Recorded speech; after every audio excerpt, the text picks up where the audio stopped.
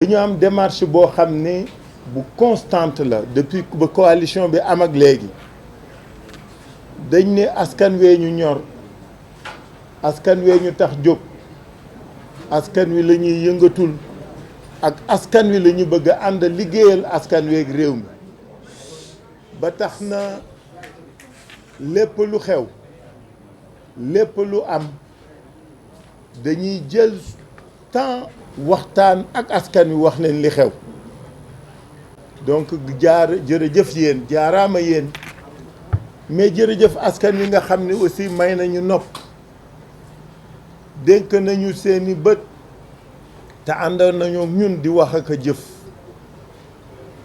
solo daje bi tey nag xam naa ne ñu bari ci yéen xaw nañ ko foog xaw nañ ko njort parce que depuis 10 jours bi ñu jógee ci événement 8 bi ba léegi ñoo ngi waajal événement 17 bi lépp lu ci war ci wax ci dox ci dajale ci dem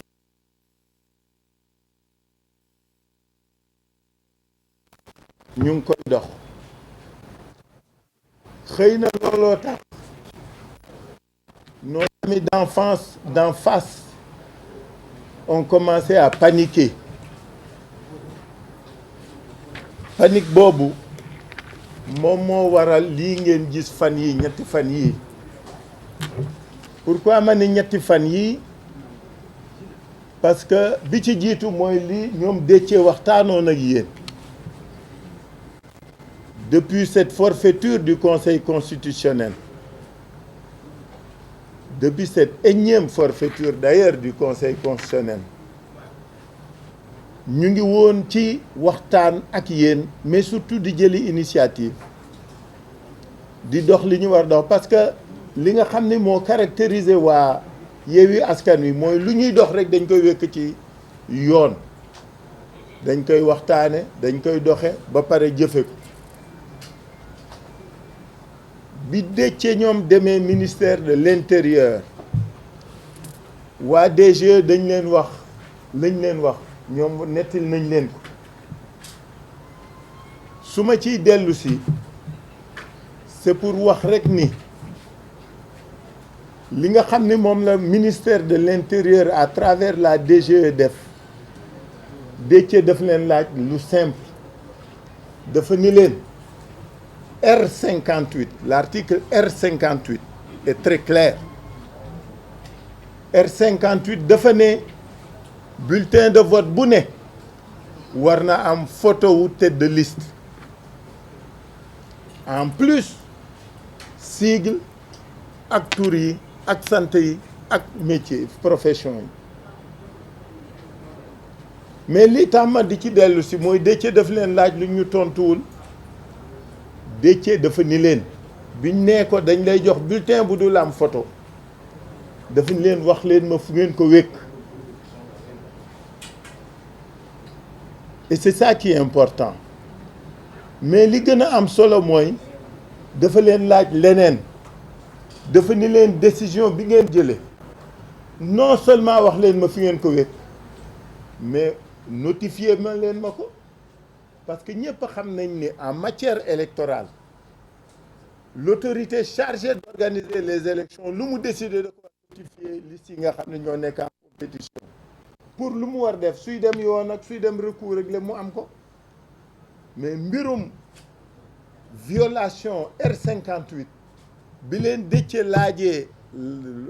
notification dañu bañ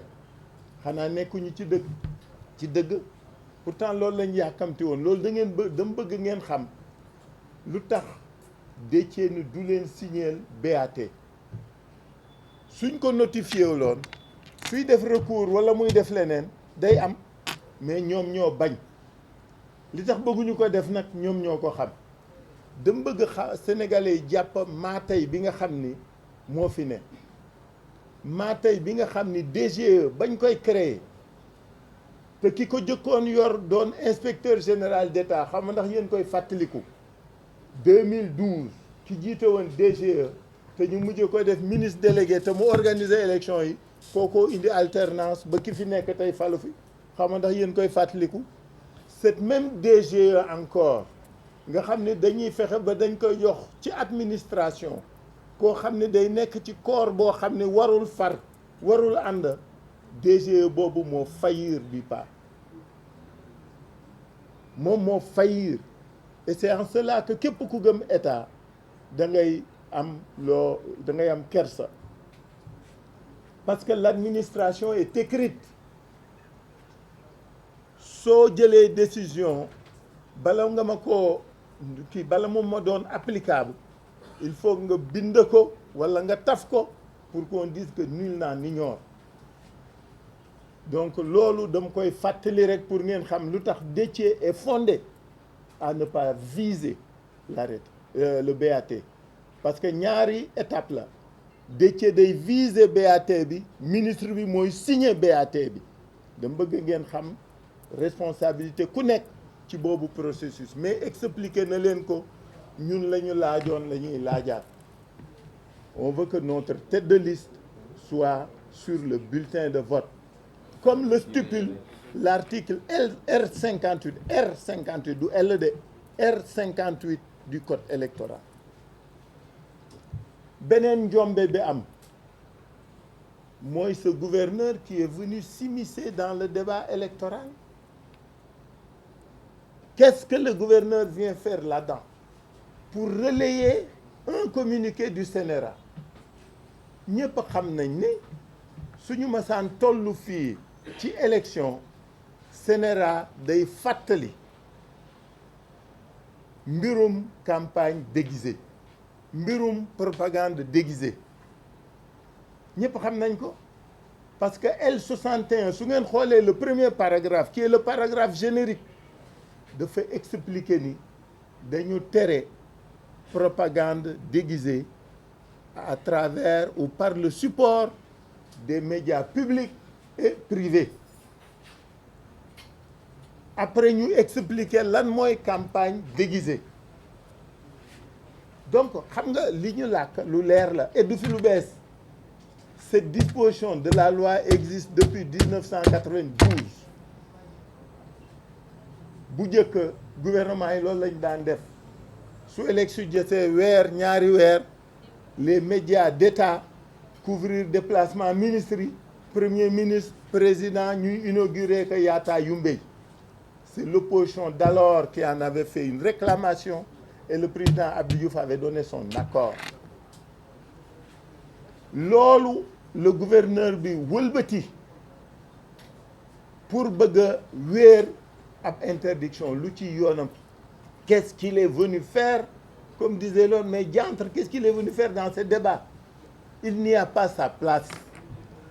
kañ le gouverneur doon relais wu CNRA alors pourquoi ma dellu ci ñaari point yooyu dama dellu ci ñaari point pour wax leen nag li tax ñu du dajeeg yéen tey manifestation bi ñu war def le 17 te fas yéene ko def incha allah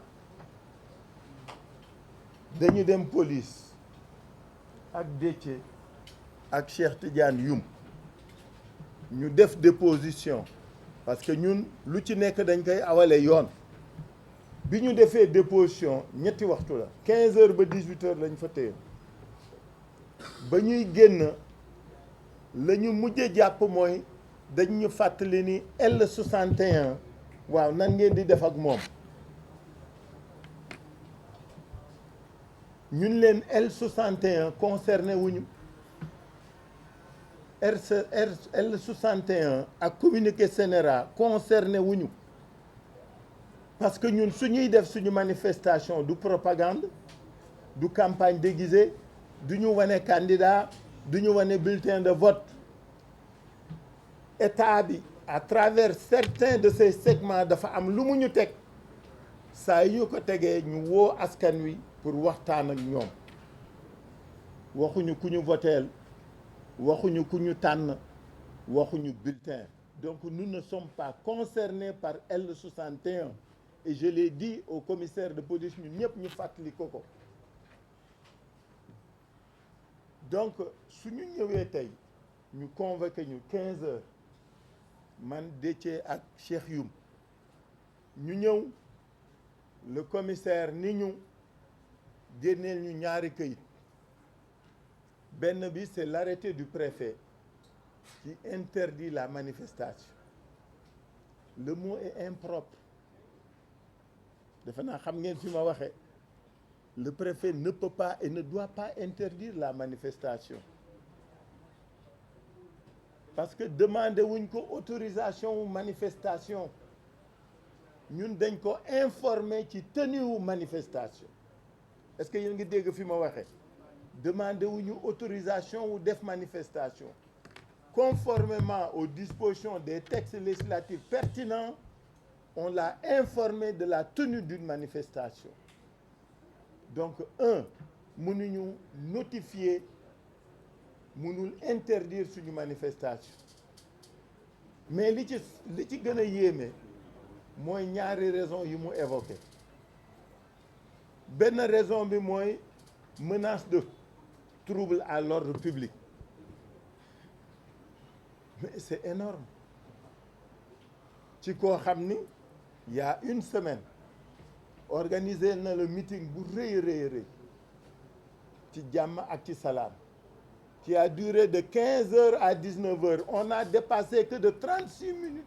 la manifestation pour vous dire à quel point nous étions nous conscients et tenus de respecter suñu kàddu parce que lu am solo la góor la mu wax rek a am solo on a dépassé de 36 minutes mais ba ñuy dem dafa tas ci jàmm ak salaam bi ñuy déclarer c'est la même chose la ñu fàttali commissaire de police ni ko c'est dans les mêmes conditions que nous tiendrons cette manifestation donc suñ nee ñu trouble à l'ordre public daf ñuy jaaxal mais surtout menace de trouble à l'ordre public kooku mooy première raison bi li ci reelu parce que nul n'est dupe dans ce pays xam nga dëkk bi moom dafa tuuti léegi c'est une petite case c'est un village loo fi njort jëmale ko sa noon rek am na ku ko wax ak ku ko déey wala mu xam ko procureur bi wax léegi yéen ñëpp suivre ngeen ku wax feeñ c'était pas innocent pour que première cause bi ñu affiché bi préfet affiché mooy menace de trouble à l'ordre public le procureur qui sort tout à l'heure et qui dit que notre manifestation de dimanche dernier de mercredi dernier était insurrectionnelle yéen ñëpp ko dégg je ne veux pas faire le commentaire de son texte ou de son exposé mais le mot c'est lui qui l'a lâché parce que moi je l'ai écouté et nous l'avons tous écouté il a parlé d'insurrection ce n'est pas innocent ce que vise l'État ce que visent certaines structures de l'État est net et clair. Qu'est-ce qu'il y avait d'insurrectionnel dans la manifestation du 7 nañ ñu ko wax du 8 qu'est-ce qu'il y avait d'insurrectionnel quand est-ce que l'ordre public a été menacé quand est-ce que la sécurité de l'État et de la nation et des citoyens a été menacée jamais dans cette manifestation et lors de cette manifestation mais xam nañ fi ñu jëm parce que leur cabinet occulte leur relais ont commencé à distiller des choses li procureur bi wax ci français bokkul ak li mu wax ci wolof xaw ma ndax déglu ngeen ko en français il a fait preuve de beaucoup plus de retenue que bi mu wax ci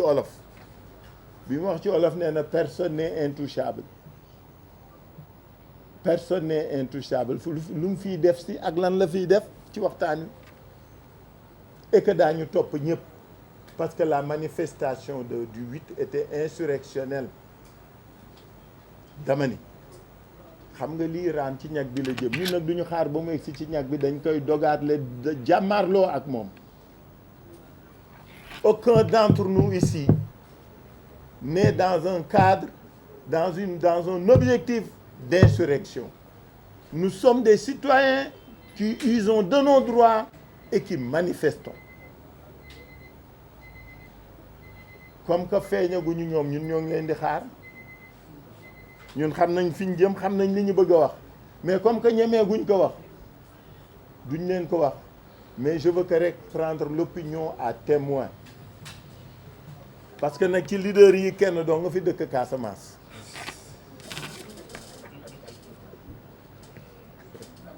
te muy Ousmane keneen di Ousmane vous avez compris ce que je veux dire donc dama bëgg ngeen disséquer ngeen déglu li procureur bi wax ngir tey xam nga ëllëg lañ jëm te li ci kanam rawu li bët loolu olof yi wax non moi je dis à l'opinion publique nationale et internationale que am na lu kenn dul nangu nag gis nga yëf ki am na lu kenn dul nangu et foo wëli cheetetetet mais yow sawaay yow fu ñu la fekk yaa ngi ci kanamu ordinateur bi wala sa kanamu tablette ba sa téléphone portable lu xew mais damay lire ay information waaw xoolal boo bëgg am ay information yu leer nañ et en temps réel duggal ci www.senegal7.com ay information yu wóor man de maa ngi application Sénégal 7 lépp lu xew dama koy jot ci sama téléphone ci tàng bi te nag application Sénégal 7 am ko yomb na da ngay dugg ci Play Store wala Apple Store nga télécharge ko rek xam li xew ci réew mi ak la xew ci bitim réew te nag dara du la ci umpu. Vous voulez des informations en temps réel? Cliquez sur www.senegal7.com. Sénégal 7, le roi de l'information en temps réel.